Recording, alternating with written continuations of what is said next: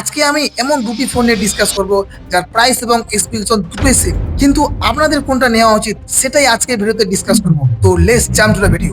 ভিডিওটা শুরু করার আগে একটা লাইক করে দিন। ফার্স্ট যে ফোনটা রেখেছি সেটা হচ্ছে ভিভো T4 Pro, আর সেকেন্ডে যে ফোনটা রেখেছি সেটা হচ্ছে Realme P4 Pro। Vivo T4 Pro ফোনটিতে যে প্রসেসরটি রয়েছে সেটা হলো স্ন্যাপড্রাগন 7S Gen 4 প্রসেসর। অন্যদিকে রিয়েলমি P4 Pro এতেও সেম প্রসেসর দিয়েছে। নেক্সটে আমরা ডিসপ্লে নিয়ে কথা বলবো। ভিভো T4 Pro এতে আছে 6.77 inch full HD plus quad কাপ অ্যামোলেড ডিসপ্লে, যার রিফ্রেশ রেট 120 হার্টজ। এবং অন্যদিকে রিয়েলমি P4 Pro এতে আছে 6.8 ইঞ্চি 1.5K রেজলিউশন কোয়াড কাপ অ্যামোলেড ডিসপ্লে, এর রিফ্রেশ রেট 144 হার্টজ। এরপর আমরা আলোচনা করব এই দুটি ফোনের র্যাম নিয়ে। ভিভোর এই ফোনে আছে 8GB 12GB র্যাম আর 128GB 256GB স্টোরেজ। অন্যদিকে রিয়েলমি P4 Pro এতেও সেম র্যাম এবং স্টোরেজ দিয়েছে। এই দুটি ফোনে আরো ডিটেলস দেখার জন্য আমার লং ভিডিওতে যান, সেখানে আমি ডিটেলসে আলোচনা করেছি। সেখান থেকে আপনারা বুঝতে পারবেন আপনাদের কোনটা বাই করা উচিত। তো সাবস্ক্রাইব।